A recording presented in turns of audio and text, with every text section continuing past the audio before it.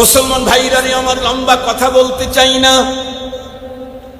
সবচাইতে বড় কথা যেটি বলতে চাই, আমি যেই শব্দগুলি এখন প্রয়োগ করতেছি, রব্বে কারীম তো কোরআনুল কারীমের সূরাতুল কফের 18 নম্বর আয়াতে কারিমাতে স্পষ্ট জানায় দিয়েছেন, মা ইয়ানফিদু মিন কাউল ইল্লা লাদাইহি রাকিবুন আতীদ। তোমার মুখ থেকে যে শব্দগুলি বের হয় সবগুলি সংরক্ষণের ব্যবস্থা আল্লাহ পাক রব্বুল আলামিন করে দিয়েছেন, এবং এই শব্দগুলি বন্ধুরা, আমার শব্দগুলি মিজানের পালায় উঠানো হবে। মিজানের পালায় যে উঠানো হবে এই কথাটা তো বন্ধুরা আমার সুবহানাল্লাহি ওয়া বিহামদিহি সুবহানাল্লাহিল আযীম, এই শব্দ দুইটার দ্বারাই বুঝে ফেলেছি। এই দুই শব্দ যদি মিজানের পালায় ওঠে তাহলে আমার মুখের অন্য শব্দগুলোও মিজানের পালায় উঠবে। এই আয়াতে কারিমার তাফসীরের ভিতরে মুফাসসিরিনে কেরাম দুই রকমের মন্তব্য ছুড়েছেন। কেউ বলেছেন মানুষের মুখ থেকে যত কথা বের হবে সবগুলাকে হেফাজতের জন্য আল্লাহ পাক রব্বুল আলামিন ফেরেশতা নিয়োগ দিয়ে রেখেছেন। কোরআন শরীফের ভিতরে আল্লাহ পাক রব্বুল আলামিন বলেন, কিরামান কাতিবিনা ইয়ালামুনা মা তাফআলুন। শুধু তাই নয়, কোরআনে হাকিমের আরেক জায়গায় আল্লাহ পাক বলেন, ওয়া কুল্লা ইনসানিন আলজামনাহু তাইরাহু ফি উনুকিহি ওয়া নুখরিজু লাহু ইয়াওমাল কিয়ামাতি কিতাবান ইয়ালকাহু মানশুরা। ইকরা কিতাবাক কাফা বিনাফসিকাল ইয়াওমা আলাইকা হাসিবা। খুব ভালো করে বুঝবেন, আমি আমার জীবনের যত কথাগুলি বলি সবগুলি রেকর্ড করা হচ্ছে। আমার ডান দিকে এবং বাম দিকে 24 ঘন্টা রব্বে কারীম ফেরেশতা বসায় রেখেছেন। আল্লাহ বলেন, ইয ইয়াতালাক্কাল মুতালাক্কিয়ানি আনিশ শিমালি ওয়া আনিল ইয়ামিনি ওয়া আনিশ শিমালি কাঈদ। আমার ডান দিকে আমার বাম দিকে ফেরেশতা বসানো আছে। আমার মুখ থেকে যত শব্দ বের হবে, এমনকি আমি খাইলাম, আমি চললাম, আমি বললাম, আমি যাচ্ছি, তুমি বসো, এই শব্দগুলাও বন্ধুরা আমার তারা তাদের কিতাবের ভিতরে তারা তাদের গনিয়মে লিখে রাখতেছে। কোরআনে হাকিমের আরেক জায়গায় আল্লাহ বলেন, ওয়াবুদিআল কিতাবু ফাতারাল মুজরিমিনা মুশফিকিনা মিম্মা ফিহি ওয়া ইয়াকুলুনা ইয়া ওয়াইলাতানা মা লিহাদাল কিতাব লা ইউগাদিরু সগীরাতান ওয়ালা কাবীরাতান ইল্লা আহসাহা। অপরাধী যারা আমলনামা যখন পেশ করা হবে, যাদের অপরাধ কর্ম বেশি ছিল, তারা এই আমলনামা দেখে চমকে উঠবে এবং বলতে থাকবে, মা লিহাদাল কিতাব, এই কিতাবটা কেমন, এই লিখনিটা কেমন। জীবনের ছোট থেকে ছোট, ক্ষুদ্রাতি ক্ষুদ্র, অনুপরমাণু পরিমাণ যে কথাগুলি বলেছিলাম তাও এখানে সন্নিবেশিত করা হয়েছে। সঙ্গত কারণেই আমাকে 24 ঘন্টায় অ্যালার্ট থাকতে হবে। লা লাদাইহি রাকিবুন আতীদ। وقال النبي صلى الله عليه وسلم من يضمن لي ما بين لحييه وما بين رجليه أضمن له الجنة أو كما قال عليه الصلاة والسلام. صدق الله مولانا العظيم وصدق رسوله النبي الأمي الكريم ونحن على ذلك لمن الشاهدين والشاكرين والذاكرين والحمد لله رب العالمين. اللهم صل على سيدنا مولانا محمد وعلى آله وأصحابه وبارك وسلم. اللهم صل على محمد النبي الأمي وعلى آله وسلم تسليما. اللهم صل على محمد وأنزله المقعد المقرب عندك يوم القيامة يا رب صل وسلم دائما أبدا على حبيبك خير الخلق كلهم আজ 30 অক্টোবর 2024 ইংরেজি বৃহস্পতিবার দিবাগত রাত বাংলাদেশের ঐতিহ্যময় দ্বীনি সংগঠন আল আমিন সংস্থার ইন্তজামে আয়োজিত 3 দিন ব্যাপী তাফসীরুল কুরআন মাহফিলের প্রথম দিনের সদরে ইজলাস সম্মানিত সভাপতি মুআজ্জাজ হযরত বুজুর্গ উলামায়ে কেরাম, বিভিন্ন দ্বীনি মাদারিস থেকে আগত আজিজ তালাবা, বিভিন্ন দূর দারাজের এলাকা থেকে সমাগত সম্মানিত সুধী, সর্বপ্রথম মহান আল্লাহ পাকের দরবারে আলিশান লাখ কোটি শুকর যে রব্বুল ইজ্জত অত্যন্ত দয়া করে মায়া করে ভালোবেসে আমাদের হায়াতকে দীর্ঘায়িত করে দীর্ঘ 1 বছর পর আবারও হাটহাজারীর ঐতিহ্যবাহী দ্বীনি সংগঠন আল আমিন সংস্থার উদ্যোগে আয়োজিত সালানা তাফসীরুল কুরআন মাহফিলের প্রথম রজনীতে আমাদেরকে উপস্থিতির সুযোগ করে দিয়েছেন। এজন্য দিল থেকে সে মহান সত্তার শুকরিয়া আদায় করছি। মুহাব্বত ও আকীদাতের সাথে জোর আওয়াজে সকলেই পড়ে নেই আলহামদুলিল্লাহ। আলহামদুলিল্লাহর আওয়াজটা আমার কানে আসে নাই ঠিক মতো। অবশ্য আমার কান একটা ডিস্টার্ব আছে। আমার ডিস্টার্ব আমি প্রথমেই স্বীকার করে নিচ্ছি। আমার 2টা কানের একটা কান প্রায় অফ, একটা কান মোটামুটি ভালো আছে, আল্লাহর শুকর। তো আপনারা মানে মূলত ওই যে কেন্দ্রের আসর অঞ্চলে বড় একটা কথা আছে, মানে এটা তো কেন্দ্র, এটার আসর গিয়া নিচে পড়ছে। মানে এখন যিনি বয়ান করতে আসছেন উনি তো নরম মানুষ, নরম কথা বলেন, এজন্য আওয়াজ বের হচ্ছে না। কিন্তু বাংলাদেশের একজন মানুষ এতটাই গরম যে বাংলাদেশের যে কোনো মানুষ আধা ঘন্টা পর্যন্ত বক্তব্য দিয়ে যতটুকুন মাহফিল মঞ্চ গরম করতে না পারে, ওনার নামটা বললে তার চাইতে বেশি গরম হয়ে যায়। এ নাম কিন্তু বলি নাই, নাম বলি নাই, তার আগে আপনারা গরম হয়ে গেছেন। তো গরম মানুষটাও তো আসবে ইনশাআল্লাহ। কথা হয়েছে উনি আসবেন, আমরাও বলছি যে হ্যাঁ আপনার যাওয়া দরকার, তো অসুবিধা নেই। আমি নরম আপনাদের পর্যন্ত সে আসর করছে, এটাও একটা বড় দিক যে না আলহামদুলিল্লাহ খতিবদের আসর মুখাতাবদের উপরে পড়তেছে। এই লক্ষ্যেই দুনিয়ার সমস্ত মাজালিসে দ্বীনিয়াগুলি কায়েম হয়ে থাকে। আল্লাহ তাআলা যেন সবাইকে এভাবে খতিবের আসর মুখাতাবের উপরে মিয়া মিয়া যেন আল্লাহ তাআলা যেন 100% গড়াবার তৈরি হবার তৌফিক দান করেন। আমাকে সম্মানিত সেক্রেটারি মহোদয় বলেছেন যে আপনি তাফসীর করবেন। ভাইজান বললেন যে ওনাদের সিদ্ধান্ত হয়েছে আগামী বছর থেকে ধারাবাহিক একাধিক দিনে একাধিক খতিব মুফাসসির তাফসীরি আলোচনা করবেন। তো এটা তো এখানে আসার পরে শুনেছি, ভাইজান অবশ্য আমাকে বললেন যে আজকে থেকেই স্টার্ট করেন তাফসীর। কিন্তু আমি আগে থেকে তো একটা বিষয়কে, একটা আয়াতকে সামনে নিয়ে আলোচনা করার প্ল্যান নিয়ে স্টেজ পর্যন্ত এসেছি।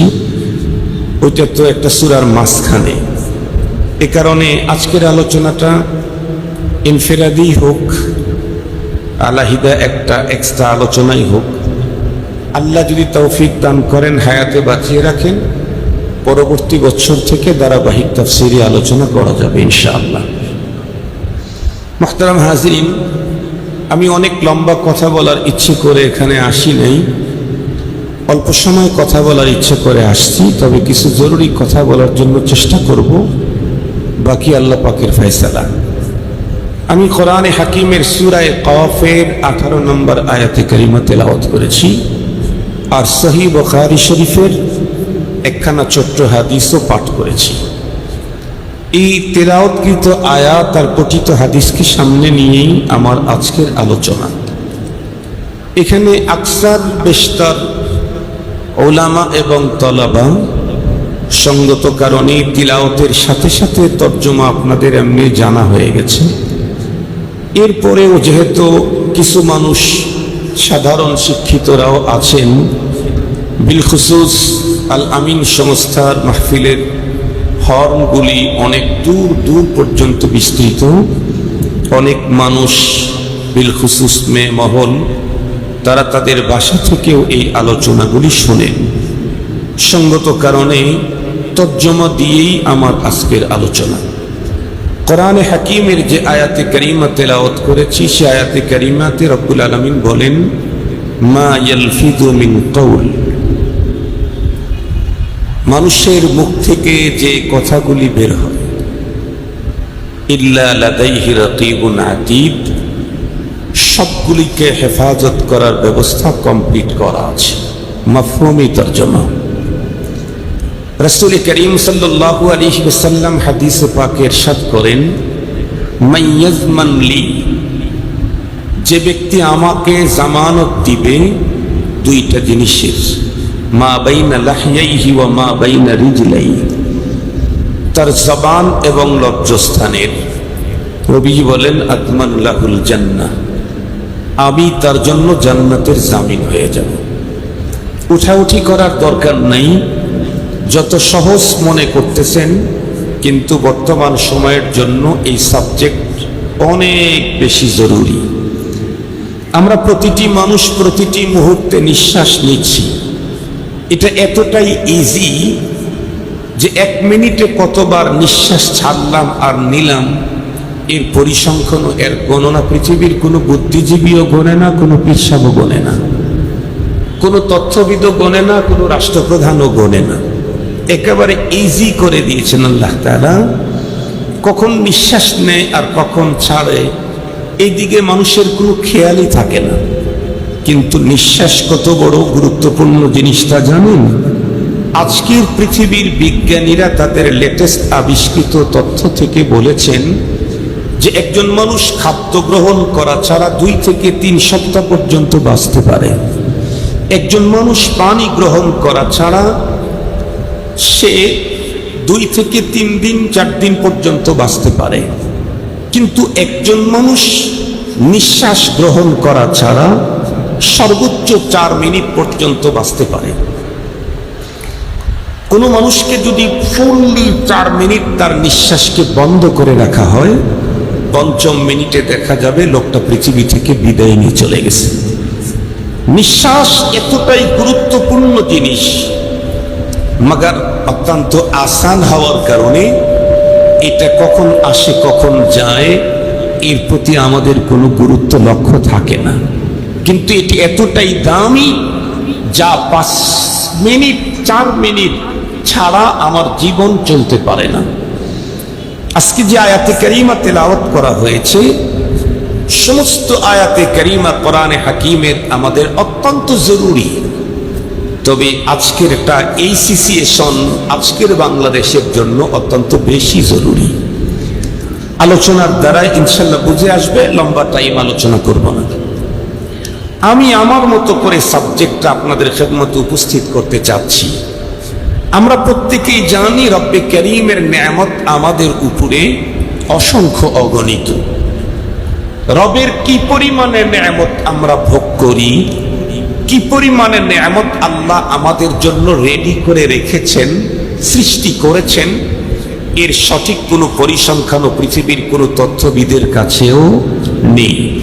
কোরআনে হাকিমে আল্লাহ পাকের স্পষ্ট ঘোষণা আছে, ওয়া ইন তাউদ্দু নি'মাতাল্লাহ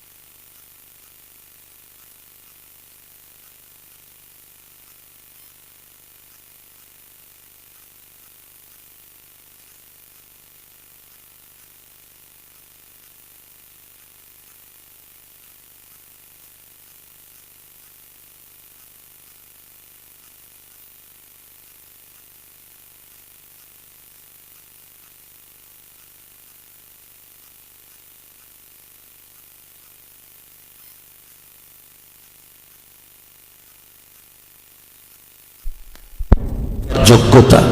আপনারা বলেন আল্লাহ পাক আমাকে যতটুকু ইলম দিয়েছেন এর চাইতে যদি আরো কয়েক কোটি গুণে বেশি ইলম আমাকে দান করতেন, বাট আমার যদি কথা বলার যোগ্যতা না থাকতো, তাহলে এই জায়গায় বসে আমি আপনাদের এই দ্বীনি খেদমত করার সুযোগ হতো না। ইলম যদি এখন যা আছে তার চাইতে কয়েক কোটি গুণেও বেশি থাকতো, লিখনের মাধ্যমে প্রকাশ করতে পারতাম, কিন্তু আপনাদের সামনে বসার এই ইজ্জতের চেয়ার আমার জন্য তখন হইতো না। তাহলে রব্বুল আলামিন আমাকে ইলম কম দিলেও সাথে সাথে আমাকে কুওয়াতে তাকাল্লুম, স্পিকিং পাওয়ার, কথা বলার যোগ্যতা দান করার কারণে আমি এই সম্মানের চেয়ারে বসার সুযোগ পেয়েছি। আল্লাহুম্মা লাকাল হামদ। খুব ভালো করে বুঝবেন কথা কত বড় নেয়ামত। কুওয়াতে তাকাল্লুম, একজন মানুষ তার অন্তরের যে কোনো ভাব প্রকাশের জন্য কি লাগে? কথা বলেন না ভাই, কি লাগে? আওয়াজ লাগে, কণ্ঠ লাগে, শব্দ লাগে। যেই মানুষ তার জবান আছে কথা বলতে পারে না, সেই লোক তার দুঃখটাকেও শেয়ার করতে পারে না, তার বেদনাকেও শেয়ার করতে পারে না, তার আনন্দকেও শেয়ার করতে পারে না। তার ভিতরে যদি আনন্দের তরঙ্গ চলতে থাকে, এটা আর একজনকে বুঝাইতে সক্ষম হয় না। তো আমি আমার ভিতরের সকল আবেগ, আমার ভিতরের সকল কথা, আমার ভিতরের সকল চাওয়া, আমার ভিতরের সকল কন্ডিশন আর একজন পর্যন্ত পৌঁছাইতে চাইলে যেই নেয়ামতটা আল্লাহ পাকের লাগে তার নাম কথা বলার যোগ্যতা। আলহামদুলিল্লাহ বলবেন কি? কথা বলার যোগ্যতা। কথা বলার যোগ্যতা এত বড় নেয়ামত, যেই মানুষটা দীর্ঘদিন কথা বলার সুযোগ পেয়েছিল, হঠাৎ করে তার প্যারালাইসিসের কারণে যদি কথা বলার যোগ্যতাটা হারিয়ে ফেলে, এই জাতীয় কোনো রোগীর কাছে আপনারা গেলে দেখবেন। আমি আমার জীবনে ইয়াদতের জন্য গিয়েছি, লোকটা প্যারালাইসিসের কারণে তার কথা এখন মুখ থেকে বের হচ্ছে না।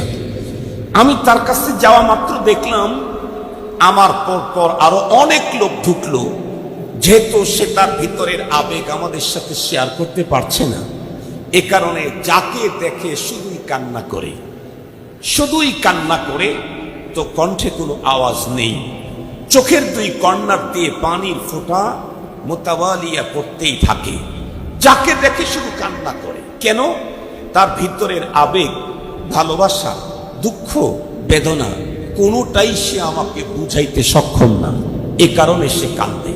আপনারা লক্ষ্য করে দেখবেন, ছোট্ট শিশু আলহামদুলিল্লাহ আওয়াজ করতে পারে, কান্না করতে পারে, কিন্তু ছোটবেলায় তার নিজের চাহিদার কথা আর একজনের কাছে ব্যক্ত করতে পারে না। যতদিন পর্যন্ত ছোট শিশু কান্না ছাড়া কোনো কথাই বলতে পারে না, ততদিন পর্যন্ত এই শিশুকে তার মাই শুধু লালন পালন করার জন্য ফিট। অন্য কেউ এই ছোট্ট শিশুকে লালন পালন করা অত সহজ না। এমনকি নারী জাতীয় যদি হয়, কিন্তু সে যদি কুমারী হয়, ছোট্ট বাচ্চার কান্নার ভাষা সে বুঝবে না।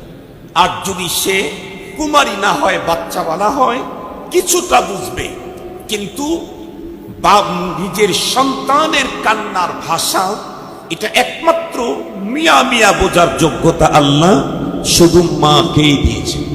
আমি আমার জীবনের চোখে দেখা ঘটনা থেকে আপনাদেরকে শেয়ার করি। অনেক সময় দেখা গেছে মা তার বাচ্চাকে রেখে ওয়াশরুমে ঢুকেছে, বাচ্চা তখন ঘুমন্ত ছিল। হঠাৎ বাচ্চা ঘুম থেকে জাগ্রত হয়ে চিল্লানি শুরু করে দিয়েছে। বাচ্চার নানি আসছে, দাদি এসেছে, ফুপি এসেছে, খালা এসেছে, বাচ্চাকে এদিক ওদিক করতেছে, দোলাইতেছে, কিন্তু বাচ্চার কান্না বন্ধ হয় না। মা যখন ভিতর থেকে বুঝতে পারতেছে যে আমার শিশু কাঁদতেছে বাচ্চা, কিন্তু কেউ তার কান্না বন্ধ করতে পারতেছে না। মা রিল্যাক্সের সাথে গোসল করতেছিলেন, 10 মিনিটের গোসল 5 মিনিটেই সেরে নিলেন।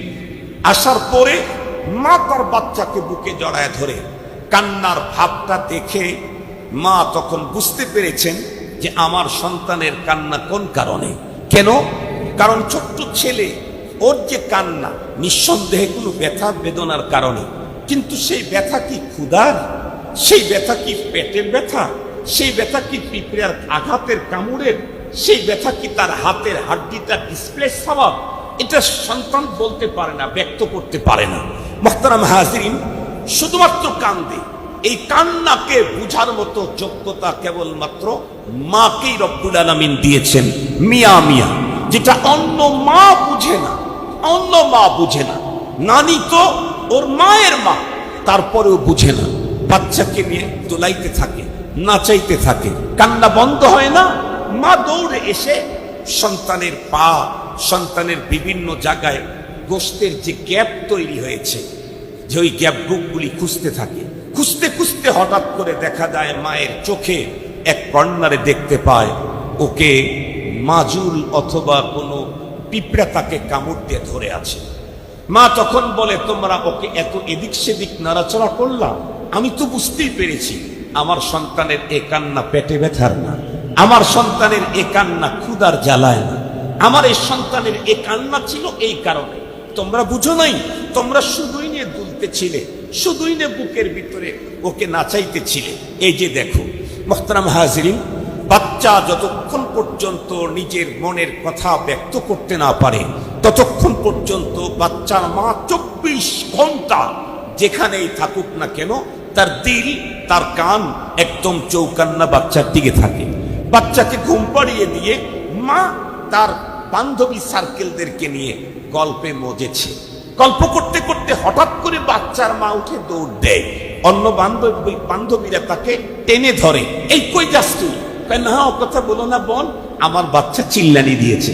আরে একই জায়গায় এতগুলি মেয়ে মানুষ বসে বসে গল্প দিচ্ছিল, কারো কানের ভিতরে বাচ্চার কান্নার আওয়াজ ঢুকলো না, সবাই মজায় মজে গেছে। কিন্তু মার কানে প্রথম চিল্লানিতেই বাচ্চার আওয়াজ মার কানে ঢুকে গেছে। কেন? রব্বে কারীম ওই যোগ্যতা দিয়েই মা আর সন্তানকে তৈরি করে রেখেছেন। যখন বাচ্চা কথা বলতে পারে, তখন কিন্তু মা সন্তানের জন্য এত অ্যালার্ট থাকে না, এত সজাগ থাকে না। মুহতারাম হাজিরিন, যে কথা আমি আপনাদের খেদমতে বলতে চাচ্ছি, শুধুমাত্র কেবলমাত্র কুওয়াতে তাকাল্লুম, কথা বলার যোগ্যতা যে একটা বড় নেয়ামত তা কিন্তু না। এটা তো একটা বড় নেয়ামত যে আমি আমার জীবনের দুঃখ, বেদনা, ভালো লাগা, ভালোবাসা, আনন্দ সবকিছু শেয়ার করতে চাইলে আমার জন্য কথা লাগবে, আওয়াজ লাগবে। রব এটা আমাকে দিয়েছেন। আল্লাহুম্মা লাকাল হামদ। বলেন না আল্লাহুম্মা লাকাল হামদ। আর একটু জোরে বলেন আল্লাহুম্মা লাকাল হামদ কামা ইয়ানবাগি লিজালালি ওয়াজহিকা ওয়া আযীমি সুলতানিক।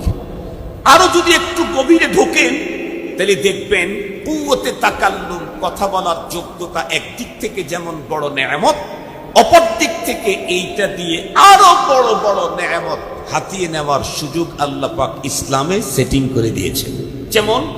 যেমন আমরা বুখারী শরীফের সর্বশেষ হাদিস পড়েছি, কালিমাতান, দুইটা কালিমা, হাবিবাতান ইলার রহমান, আল্লাহ পাকের কাছে বড় প্রিয়, জবানে উচ্চারণ করতে বড় সহজ, কিন্তু সাকিলাতানে ফিল মিজান, মিজানের পালায় সবচাইতে বেশি ওজনী, মিজানের পালায় সবচাইতে বেশি ওজনী যে আমল।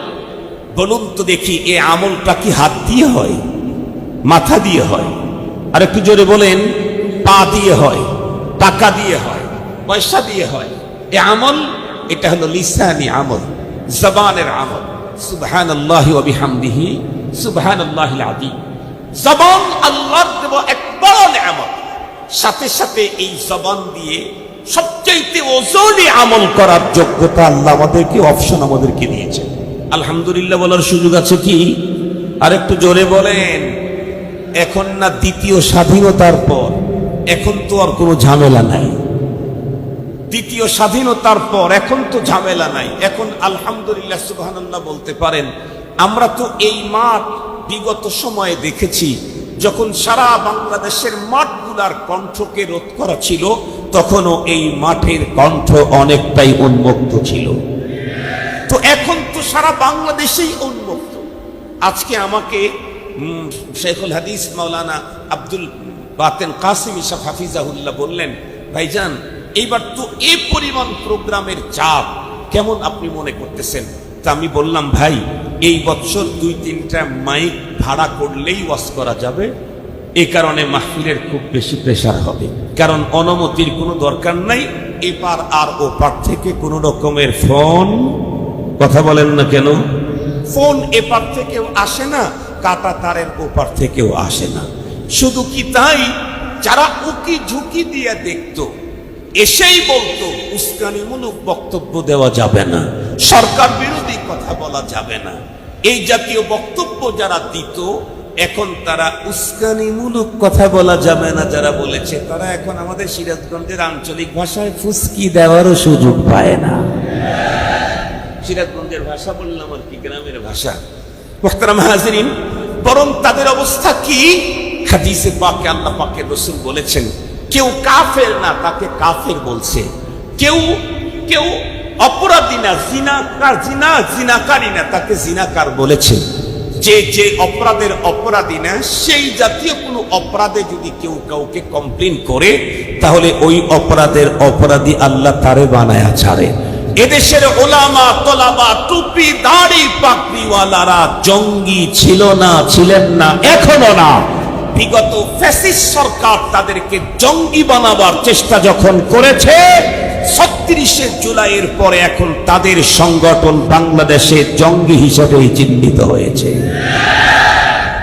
পয়গম্বরের কথা, পয়গম্বরের কথা, পয়গম্বরের কথা মূলত রবের কথা। মা ইয়ানতিকু আনিল হাওয়া ইন হুয়া ইল্লা ওয়াহয়ুন ইউহা। পয়গম্বরের কথা মূলত রবের কথা। এতদিন পর্যন্ত আমাদেরকে জঙ্গি বলেছে। এই দেশের রাষ্ট্রীয় আইনে এখন জঙ্গি কারা বলেন, তারা, নাম বলা দরকার নাই। জঙ্গি কারা বলেন, তারা। মুহতারাম হাজিরিন, এতদিন পর্যন্ত খুঁজতো, কোথায় আছে আইয়ুবী, কোথায় আছে মামুনুল হক, কোথায় আছে আব্দুল বাসেত খান, তাও আবার রাবেতার চেয়ারম্যান। এই জন্য ধরো এদেরকে। মুহতারাম হাজিরিন, এখন বলেন তো দেখি, কাদেরকে কারা খোঁজে? কথা বলেন না কেন, কাদেরকে কারা খোঁজে? এতদিন তোমরা নিরীহ মানুষকে খোঁজার জন্য চেষ্টা চালিয়েছিলে, এখন তোমাদের লিস্ট, তোমাদের বানানো আইনে তোমাদের লোকেরাই ধরা শুরু করে দিয়েছে। এটাই হলো রবের কাম। এটাই কার কাম? এটা হলো রবের কাম। দেখলেন না বিগত সময় আমার মতো একটা মানুষ, আলা বোলা, কিছু বুঝি না, নাদান, বেকুফ, আমারেও বাংলাদেশের এক প্রথম সারির প্রভাবশালী এক বিচারপতি এক লিস্ট করলো, সেই লিস্টের ১১৬ জন আলেমের মধ্যে আমারে ঢুকিয়ে দিল। আরে আমাকে তো আলেমদের সিরিয়ালে যেই দিক থেকেই গুনতে চান, আমাকে তো ১,০০০-এর ভিতরে পাবেন না। যদি যোগ্যতার নিরিখে গোনেন তাহলে ১,০০০-এর পরেরটা আমি, যদি কণ্ঠের দিক থেকে গোনেন তাহলে ২,০০০-এর পরেরটা আমি, যদি চেহারার সৌন্দর্যের দিক থেকে গোনেন তাহলে ৩,০০০-এর পরেরটা আমি, যদি ফিটনেসের দিক থেকে গোনেন তাহলে ৩,৫০০-এর পরেরটা আমি, যদি ভাষাগত দিক থেকে বলেন তো আমি ১,৫০০-এর পরেরটা, যে টাকা পয়সার দিক থেকে যদি গোনেন তাহলে কয় হাজারের পরে এটা আমি নিজেই জানি না। এত কিছুর পরেও আমার সিরিয়াল আসলো ৩৭ নাম্বার। সে কোন দিক থেকে যে আমারে গুনলো, কিন্তু খোদায়ে পাকের ধরা যখন পড়ছে যে নিরীহ মানুষগুলাকে তুই লিস্ট করস, কাদের লিস্ট তুই করলি? তাহলে এখন যাদেরকে তুই দুঃখ পৌঁছাবার ব্যবস্থা করেছিলি, এখন তোর আর সুখে থাকার সুযোগ নাই। ও নিজেই ১০ তলা থেকে নিজের ইচ্ছায় বেরিয়ে গেল, পালানোর জন্য চেষ্টা করলো, রাত্রের অন্ধকারে সিভিলে কলা পাতাকে বেডশিট বানায় শুয়ে পড়লো। এরপরে ও রব ছাড়লো না, নিচের প্যাকেটটা নাকি হারায় ফেলছে। শুনছেন নাকি আপনারা? শুনছেন? ওর নাকি প্যাকেট বলে হারায় গেছে। রব্বে করিমের ধরা, মান আদালি ওয়ালিয়ান ফাকাদ আযানতুহু বিল হার। আল্লাহ পাকের কথা, রাসূলের কথা কখনো মিথ্যা হয় না। তো আমি যে কথা বলতেছিলাম, জবানি আমল, সবচেয়ে ওজনে আমল, এটাও আমার জবান দিয়ে আলহামদুলিল্লাহ বলেন। যেই লোকের জবান নাই সেই লোকের এই আমল যথাযথ করার সুযোগ নেই। আরো একটা শ্রেষ্ঠতম আমলের দিকে যদি তাকান তাহলে দেখবেন সেটাও জবানি আমল। কি? আফজালুদ যিকির লা ইলাহা ইল্লাল্লাহ। এটা কি পেট দিয়ে হয়? আমল পিঠ দিয়ে হয়। হাত দিয়ে আমল হয়। কথা বলেন না কেন? কি দিয়ে হয়? আর একটু জোরে বলেন। লা ইলাহা ইল্লাল্লাহ এ জিকির আফজালুজ জিকির। শুধু কি তাই? জবান নিজেই একটা বড় নেয়ামত। এছাড়া এ দিয়ে আরো উন্নত নেয়ামত হাসিল করা যায়। কি? আফজালুল ইবাদাতি তিলাওয়াতুল কোরআন। সবচেয়ে শ্রেষ্ঠতম ইবাদত সেটা কোরআনে পাকের তিলাওয়াত। এটাও জবান দিয়ে লাগে, জবান লাগে। সবচেয়ে শ্রেষ্ঠতম জিকির এটা লা ইলাহা ইল্লাল্লাহ, এটাতেও জবান লাগে। সবচেয়ে ওজনী ইবাদত আমল সেটা হলো সুবহানাল্লাহি ওয়া বিহামদিহি সুবহানাল্লাহিল আযীম, এটাও জবান দিয়ে লাগে। মুহতারাম হাজিরিন, এখানে জবান লাগে তো জবান কত একটা দামি। এরপরে এর দ্বারায় যেগুলি ইবাদত আল্লাহ সেটিং দিয়েছেন জবানে, সেগুলি আরো দামি। এত দামি দামি ইবাদতের অপশন আল্লাহ জবানে রাখতে, এই জবানটাকে আমরা সঠিক কাজে ব্যবহার না করে উল্টা কাজে যারা ব্যবহার করছি, তাদেরকে অবশ্যই একটু সতর্ক হওয়া দরকার। মুসলমান ভাইরা আমার কথা ভালো করে বুঝবেন।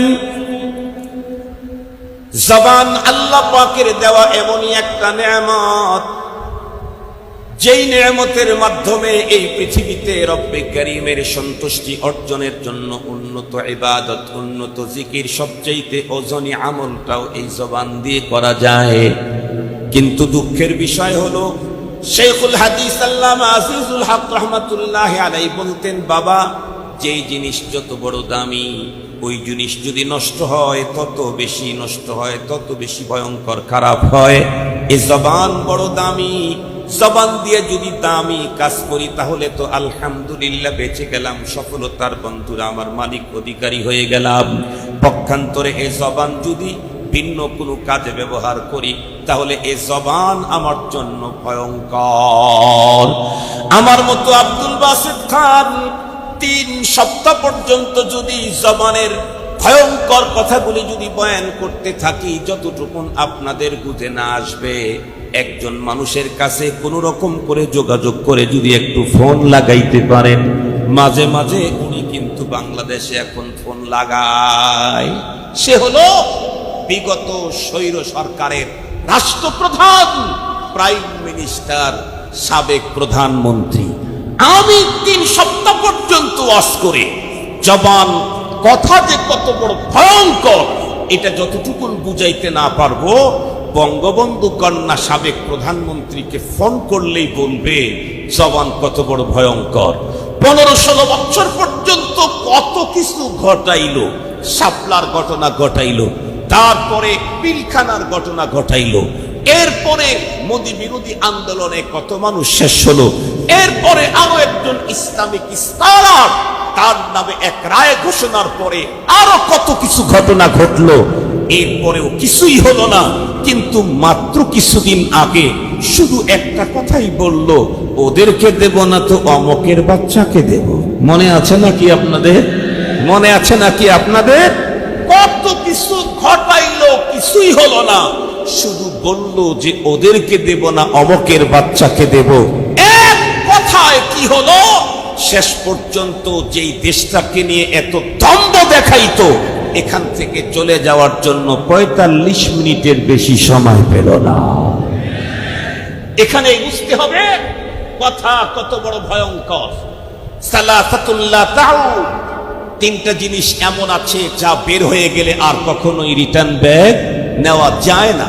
তার ভিতরে একটা হলো আল কালিমা ইদান তালাকাত, কথা যখন মুখ থেকে বের হয়ে যায় ওইটা আর ঘুরে আসে না। বিগত স্বৈর শাসকের প্রধান যিনি ছিলেন, উনি তো স্পষ্ট তার এই কথাকে ফিরে আনার জন্য বহু চেষ্টা করেছে, কিন্তু পারে নাই। আর একটা হলো ধনুক থেকে যখন তীর বেরিয়ে যায়, এটাকে আর ফিরে আনা যায় না। আর একটা হলো সময় যেটা চলে যায়, এটা আর কোনোদিন ফিরে আনা যায় না। এজন্য আমাদের প্রত্যেককে শব্দ ব্যবহারে, আওয়াজ করতে, কথা বলতে অনেক বেশি অ্যালার্ট থাকা দরকার। যেই লোকগুলি নিজেরা বলতো 41 সাল পর্যন্ত তো কোনো কথাই নাই, তার একেবারে নিম্ন পর্যায়ে একজন নেতা কর্মীও হাসতো আর বলতো 41 সাল। তাদের কথায় এবং ভাবসাবে বোঝা গিয়েছিল, আমরাও মনে করেছিলাম মনে হয় আরো কয়েক সাল বাড়বে। কেউ কেউ তো বলতোই যে তার মরণের আগ পর্যন্ত কিছুই হবে না। এত শক্তিশালী একটা অবস্থান তৈরি করেছিল, সব জায়গায় টয়লেট থেকে শুরু করে নিয়ে অ্যাসেম্বলি পর্যন্ত এবং প্রধান বিচারপতির ওই চেয়ার পর্যন্ত টোটাল নিয়ন্ত্রণ তার হাতে সুন্দর করে সাজানো ছিল। হাত্তাল মৌত পর্যন্ত রাজত্ব করার এত কিছু মিসমার হয়ে গেল, তছনছ হয়ে গেল মাত্র একটা শব্দের কারণে, মাত্র একটা শব্দের কারণে। আমি ছোট হলেও তো এখন বড়দের কাতারে, কাব্বারানা মৌতুকু বারাইনা, ছোট কিন্তু বড়দের কাতারে। কেমনে? কারণ দেখতে দেখতে এখন 51 বছর। আমার কাছে যারা পড়ছে তারাও এখন বিভিন্ন মাদ্রাসা শেখুল হাদিস, মুফতি, মুহাদ্দিস।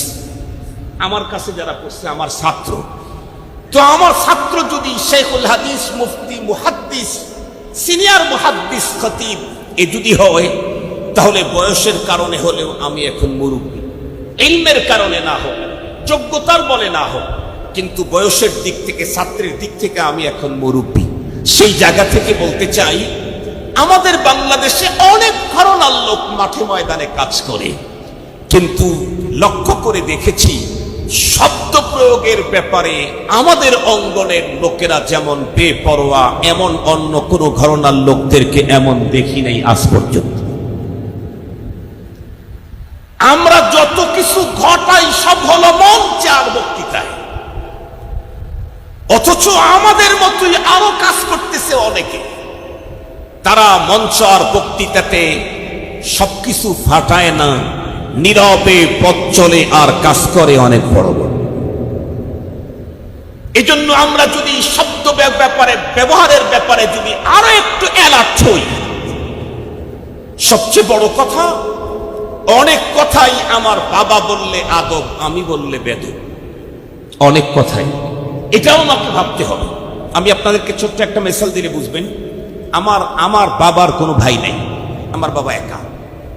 এরপরেও ধরে নেন আমার বাবার 8টা ভাই ছিল, ধরে নেন আব্বাজান সবার বড়, সবচাইতে ছোট ভাই যেটা আমার বাবার, সে বয়সে আমার চাইতে ছোট। আব্বা তার সবচাইতে ছোট ভাইকে একদিন বলল, এই তুই আগামীকালকে বগুড়ায় যাবি। 2 দিন পরে গিয়া আব্বা আমার ছোট কাকারে জিজ্ঞেস করলো, এই তোকে বগুড়া যাইতে বলছিলাম, গিয়েছিলি? সে বলল যে না, যাই নাই। আমার আব্বু তখন তার ছোট ভাইকে তাদিবান হাত উঁচু করে তাকে মারতে গেল। গিয়া বলল, তোকে বললাম না কাল পরশু দিন, তুই যাসনি কেন? থাপ্পড় দিয়ে সবগুলি দাঁত খুলে ফেলবো। বলুন তো দেখি, আমার বাবা তার সবচেয়ে ছোট ভাইকে বড়র নির্দেশ কেন মানে নাই? এই কারণে তাদিবান জজর করলো অথবা আঘাতই দিল। এটা কি বেদব না আদব? এটা আওয়াজ করে আদব। কিন্তু সেই কথাই যদি আমি আমার চাচাকে গিয়া বলি, এই তোরে গত পরশুদিন আমার বাবায় বগুড়া যাইতে বলে নাই, কেন গেলি? একেবারে থাপ্পড় দিয়ে দাঁত সবগুলা খুলে ফেলবো। তা বললাম না, বাবা সব খুলতে চাইছিল, আমি অর্ধেক খুলতে চাইলাম, বললাম অর্ধেক দাঁত খুলে ফেলবো। আমি এখন আদব না বেদব? আর একটু জোরে বলেন, আর একটু জোরে বলেন। তাহলে বুঝা গেল সব কথা সব মানুষের মুখে মানায় না। একই শব্দ, একই কথা একজনের মুখ থেকে বের হলে আদব, আর একজনের মুখ থেকে বের হলে, আর একটু জোরে বলেন। আমি আমার ওজন, আমার অবস্থান আন্দাজ করে আমাকে শব্দ ব্যবহার করতে হবে। মুসলমান ভাইরা, আমার লম্বা কথা বলতে চাই না। সবচাইতে বড় কথা যেটি বলতে চাই, আমি যেই শব্দগুলি এখন প্রয়োগ করতেছি, রব্বে কারীম তো কোরআনুল কারীমের সূরাতুল কফের 18 নম্বর আয়াতে কারিমাতে স্পষ্ট জানায় দিয়েছেন, মা ইয়ানফিদু মিন কাউল ইল্লা লাদাইহি রাকিবুন আতীদ। তোমার মুখ থেকে যেই শব্দগুলি বের হয়, সবগুলি সংরক্ষণের ব্যবস্থা আল্লাহ পাক রব্বুল আলামিন করে দিয়েছেন। এবং এই শব্দগুলি, বন্ধুরা আমার, শব্দগুলি মিজানের পালায় উঠানো হবে। মিজানের পালায় যে উঠানো হবে, এই কথাটা তো বন্ধুরা আমার সুবহানাল্লাহি ওয়া বিহামদিহি সুবহানাল্লাহিল আযীম, এই শব্দ দুইটার দ্বারাই বুঝে ফেলেছি। এই দুই শব্দ যদি মিজানের পালায় ওঠে, তাহলে আমার মুখের অন্য শব্দগুলোও মিজানের পালায় উঠবে।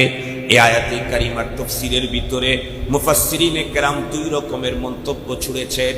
কেউ বলেছেন মানুষের মুখ থেকে যত কথা বের হবে সবগুলাকে হেফাজতের জন্য আল্লাহ পাক রব্বুল আলামিন ফেরেশতা নিয়োগ দিয়ে রেখেছেন। কোরআন শরীফের ভিতরে আল্লাহ পাক রব্বুল আলামিন বলেন, কিরামান কাতিবিনা ইয়ালামুনা মা তাফআলুন। শুধু তাই নয়, কোরআনে হাকিমের আরেক জায়গায় আল্লাহ পাক বলেন, ওয়া কুল্লা ইনসানিন আলজামনাহু তাইরাহু ফি উনুকিহি ওয়া নুখরিজু লাহু ইয়াওমাল কিয়ামাতি কিতাবান ইয়ালকাহু মানশুরা ইকরা কিতাবাক কাফা বিনাফসিকাল ইয়াওমা আলাইকা হাসিবা। খুব ভালো করে বুঝবেন, আমি আমার জীবনের যত কথাগুলি বলি সবগুলি রেকর্ড করা হচ্ছে। আমার ডান দিকে এবং বাম দিকে 24 ঘন্টা রব্বে কারীম ফেরেশতা বসায় রেখেছেন। আল্লাহ বলেন, ইযয়াতালাক্কাল মুতালাক্কিয়ানি আনিশ শিমালি ওয়া আনিল ইয়ামিনি ওয়া আনিশ শিমালি কাঈদ। আমার ডান দিকে আমার বাম দিকে ফেরেশতা বসানো আছে। আমার মুখ থেকে যত শব্দ বের হবে, এমনকি আমি খাইলাম, আমি চললাম, আমি বললাম, আমি যাচ্ছি, তুমি বসো, এই শব্দগুলাও বন্ধুরা আমার তারা তাদের কিতাবের ভিতরে তারা তাদের ভলিউমে লিখে রাখতেছে। কোরআনে হাকিমের আরেক জায়গায় আল্লাহ বলেন, ওয়াউদিআল কিতাবু ফাতারাল মুজরিমিনা মুশফিকিনা মিম্মা ফিহি ওয়া ইয়াকুলুনা ইয়া ওয়াইলাতানা মা লিহাদাল কিতাব লা ইউগাদিরু সগীরাতান ওয়ালা কাবীরাতান ইল্লা আহসাহা। অপরাধী যারা আমলনামা যখন পেশ করা হবে, যাদের অপরাধ কর্ম বেশি ছিল, তারা এই আমলনামা দেখে চমকে উঠবে এবং বলতে থাকবে, মা লিহাদাল কিতাব, এই কিতাবটা কেমন, এই লিখনিটা কেমন। জীবনের ছোট থেকে ছোট, ক্ষুদ্রাতি ক্ষুদ্র, অনুপরমাণু পরিমাণ যে কথাগুলি বলেছিলাম তাও এখানে সন্নিবেশিত করা হয়েছে। সঙ্গত কারণেই আমাকে 24 ঘন্টায় অ্যালার্ট থাকতে হবে, আমার জবানের কথা যেন আমাকে আল্লাহর আদালতের আসামি না বানায় দেয়। আমার কথার দ্বারা যেন আমি আল্লাহর আদালতের আসামি কাঠগড়ায় যেন আমাকে দাঁড় হতে না হয়। এই জন্য আমাকে অনেক ফিকির করে, চিন্তা করে, ভেবে তারপরে কথা বলতে হবে। আমাদের অনেক বড়দের কাছ থেকে আমরা শুনেছি, বড়রা বলেন যে জীবনে যদি কখনো অপমান হয়েছি, থ্রেট পেয়েছি, কথা বলার কারণে, চুপ থাকার কারণে জীবনে কোনোদিন কাউকেও অপমান হতে হয় নাই। এই জন্য নবীজি আমাদেরকে অপশনও দিয়েছেন, মান সামাতা নাজা, যে ব্যক্তি চুপ থাকে সেই পরিত্রাণ পায়। আমাকে যদি কথা বলতেই হয়, দুইটা দিকে লক্ষ্য করে কথা বলবো। এই কথা দুনিয়াতেও যেন আমার ইজ্জত সম্মান নষ্টের কারণ না হয়, আর পরপরে আল্লাহর আদালতের আসামির কাঠগড়ায় যেন আমাকে না দাঁড় করায় দেয়। আল্লাহ পাক আমাদের প্রত্যেককে টোটাল লাইফ আল্লাহ পাকের দেওয়া সে মহান নেয়ামত, কুওয়াতে তাকাল্লুম, কথা বলার যোগ্যতা, এটাকে সঠিক কাজে ব্যবহার করবার তৌফিক দান করুক। আর একটু জোরে বলেন আমিন। ওয়া আখিরু দাওয়ানা আলহামদুলিল্লাহি রাব্বিল আলামিন।